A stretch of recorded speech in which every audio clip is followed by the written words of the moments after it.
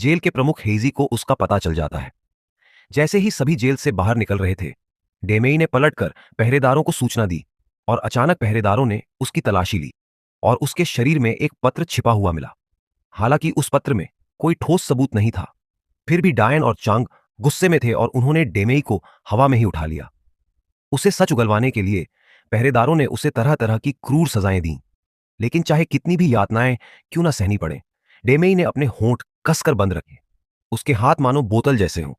यातनाओं से मरते दम तक तड़पने के बाद ही उसे पहरेदारों ने वापस कोठरी में डाला।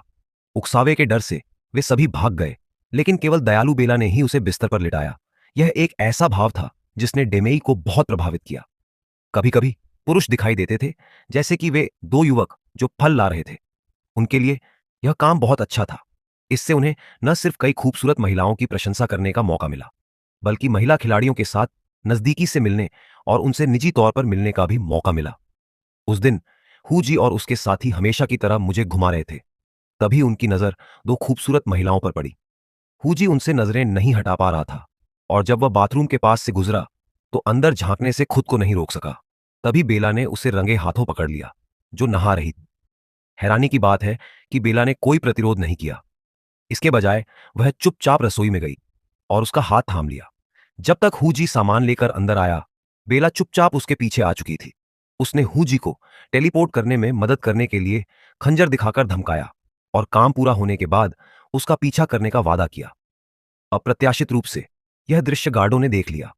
हुजी को एहसास हुआ कि कुछ गड़बड़ है और वह भाग गया, लेकिन बेला इतनी भाग्यशाली नहीं थी।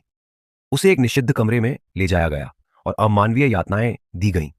हालांकि इस अनुभव ने बेला की विरासत को मिटाया नहीं, बल्कि उसे आगे बढ़ने के संकल्प को और मजबूत किया।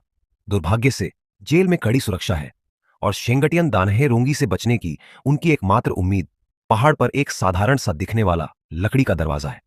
हालांकि उनकी अपनी ताकत बहुत कमजोर है और उन्हें और मदद की जरूरत है। फिर उन्हें बॉस हेजी के खिलाफ एक चुनौती में घसीटा जाता है।